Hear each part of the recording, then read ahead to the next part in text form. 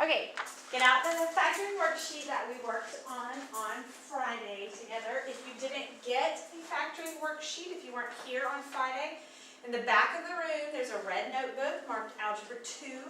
The worksheets from Friday are back there, both this one and the one that we turned in for a grade. Okay, so this has all of our different types of factoring in it, and we did these two things. We factored with a GCF, and we factored a difference of two perfect squares. And I told you need to learn your perfect squares. Alright, so now we're going to move on to the next method of factoring. It is also a type of factoring that starts with two terms, so binomials. But this time it is a difference or a sum of perfect cubes. So I know some of you know your perfect squares, but I don't know if any of you know your perfect cubes.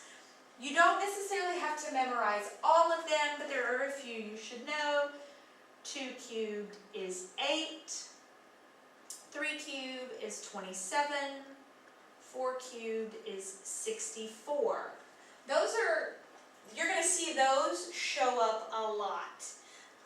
Once they get much past that, they get really big. 5 cubed is 125, and 6 cubed is 216. So see how they're starting to get pretty big? So that's probably, if you have those memorized, you'll probably be doing real well. Alright, so when you're factoring, you're going to do exactly what we talked about on Friday. First, always, always, always, always, check to see if there is a GCF.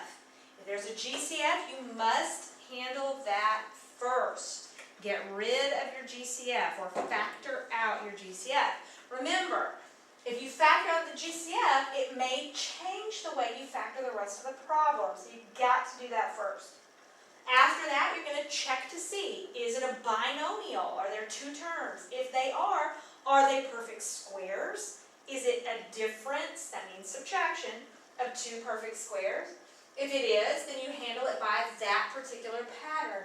If it's not, you move to the next question, which is it a difference or a sum of perfect cubes? Now this is different than squares because I can have a sum as well. But the pattern is pretty much the same. Much like with a difference of two perfect squares, you factor these in a pattern. So a difference of two squares had two sets of parentheses, 1 minus 1 plus. Two binomial sets of parentheses, two small sets of parentheses. This pattern has two sets of parentheses, but one is small for a binomial, and the other is large for a trinomial. So that's how you're going to factor these. That's your first step, is to put a set of small parentheses and a set of large parentheses. Now we want to ask ourselves, is there a GCF in this example? There is not. So we're going to move on to creating the factors. So you are going to create a small set of parentheses and a large set. That's always how you start this. One small set, one large set. Then, the sign that is in the original problem. So this is my original problem. A cubed minus b cubed. I'm going to take the sign that's in my original problem and put that in the small set of parentheses. So it gets a minus. Then, much like difference of squares, this time I'm taking a cube root, because these are cubes. The cube root of the first term goes in just the small set of parentheses. The cube root of the second term goes in just the small set of the parentheses. Now I am no longer dealing with the original problem. I've used everything from the original problem I need. Now I'm dealing with my small set of parentheses. You take the first term and you square it, put it in the first blank. Take the last term, negative b, and square it. Now when I square negative b, that's going to give me positive b squared. So remember, I said this is going to be a trinomial. To get that middle term, you multiply these two. That's going to be AB.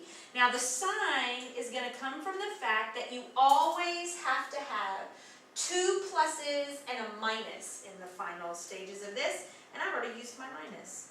So this has to be a plus.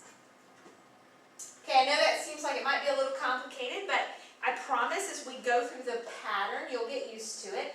The pattern for a sum of cubes is the same as the pattern for a difference of cubes. First you ask yourself, is there a GCF? This time there is.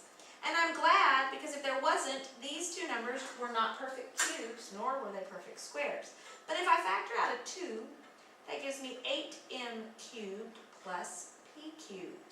And now they are perfect cubes. All right? When I factor a difference of two perfect cubes, I have a small set of parentheses and a large set of parentheses. I'm going to go ahead and bring down the 2 because I've already factored it out. It is a factor in my final answer. Now I'm just going to follow the pattern. I take the sign from the original problem. It's positive. So my small set is going to be positive. Take the cube root of the first term and put it in the small set of parentheses. 2m is the cube root of 8m cubed. Take the cube root of the last term and put it in the last blank. Now I am done using my original.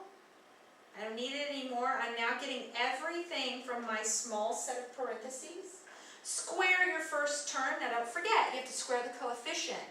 So it's going to be 4m squared. Square the last term. It goes at the end, plus p squared.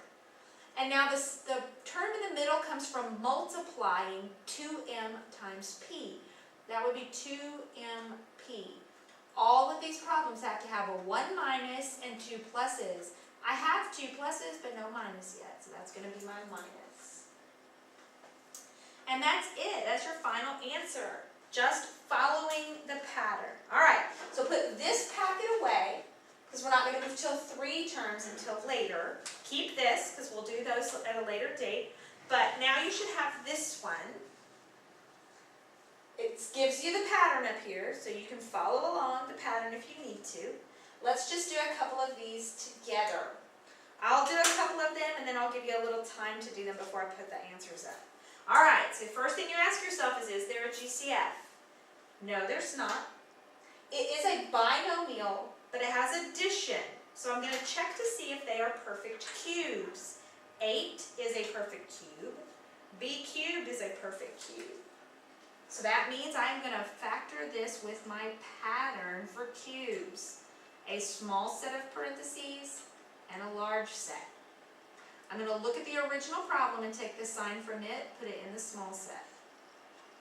Take the square root, or the cube root, sorry, of the first term, put it in the first blank of the small set. Cube root of the second term, put it in the second blank of the small set. I am now done looking at this, and I'm using just my small set to fill in my trinomial. Take the square root of the first term, square the first term. That'll give me 4a squared. Don't forget, you must square the coefficient. Square the last term. That'll go in the last blank. And to get that middle term, you multiply the 2. So that's going to give me 2ab. Now remember, you have to have 2 pluses and a minus. So this one's got to be minus. Okay? Now this one looks very similar, but it's a difference. So still, let's go through all the steps just to make sure we don't forget. First, you ask yourself, is there a GCF? There is not. Is it a difference? It is. Are these perfect squares? No, they're not perfect squares, but they are perfect cubes. So I'm going to start my pattern with a small set of parentheses and a large set. The sign for the small set comes from the original problem. It's the exact same sign. Take the cube root of the first term and put it in the first blank of the small set. Cube root of the last term goes in the last blank. Square the first term. Square the last term. Now when you square negative b, it becomes positive b squared.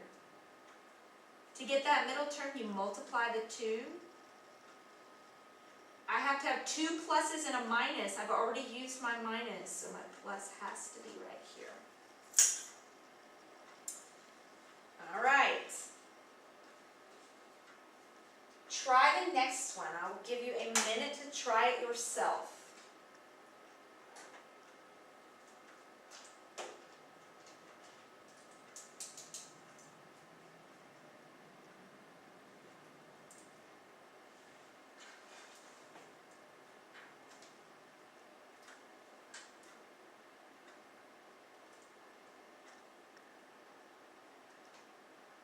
Okay, first you ask yourself, is there a GCF? There is not. Is it a difference? It is not, it's a sum, but these are perfect cubes. So this is going to be a sum of 2 perfect cubes. So I'm going to follow my pattern, 1 small set of parentheses, 1 large set. The sign for the small set comes from the original problem, so it's going to be a plus this time. Take the cube root of the first number and put it in the first blank. The cube root of the second number, that would be 3b. Put it in the second blank. Now, I don't need the original anymore. To get my trinomial, I'm using the numbers from my new binomial. Square the first term. That would be 4a squared. Don't forget to square that coefficient. Square the last term. That would be plus 9b squared. Don't forget to square the coefficient. To get the middle term, you multiply 2a times 3b. That's going to be 6ab. Now my final problem has to have 2 pluses and a minus, and I have used my 2 pluses. So that minus goes in the middle. How'd you do? Alright, so moving on, trying this one.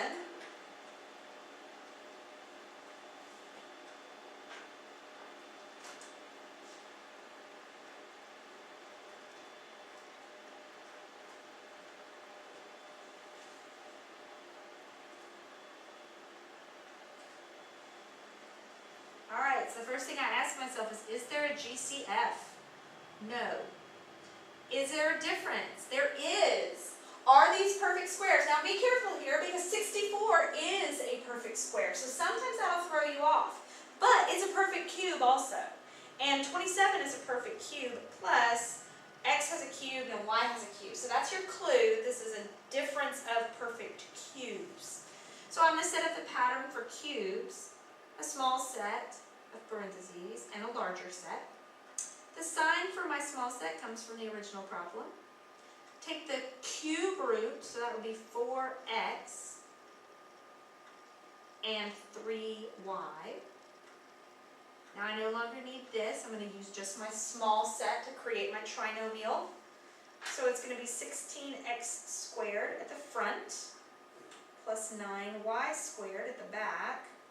And your middle term comes from multiplying these two, so 12xy in the middle. You need 2 pluses and a minus, so it's going to be a plus. Alright, one more for practice before you get a worksheet to work on.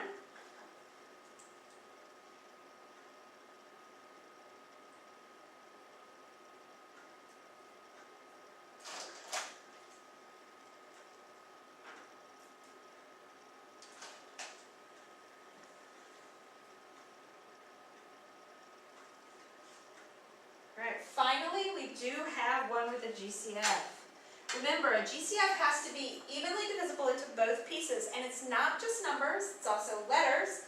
In this case, 3 goes evenly into both of these. So I'm going to factor out a 3, and this has 4 a's, this one has 1, so I can factor out at least 1a. That would leave me a cubed plus x cubed. Or 1x cubed, but you don't have to write the 1. Now, you're not finished though, because these are also perfect cubes. So this is a sum of perfect cubes. So I'm going to keep my 3a, because that's a factor. Use my pattern, a small set and a large set. My small set has the same sign as the original problem.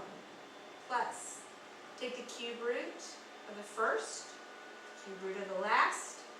To fill in your trinomials, square the first piece. Square the last piece. Multiply the 2 for the center, and you've got to have 2 pluses and a minus, so it's got to be a minus sign there. Alright, so that is factoring the sum or difference of 2 cubes. So now you're going to get a worksheet that this is all you're doing, working on factoring sum and difference of cubes. Don't forget, you've got to check for GCF first.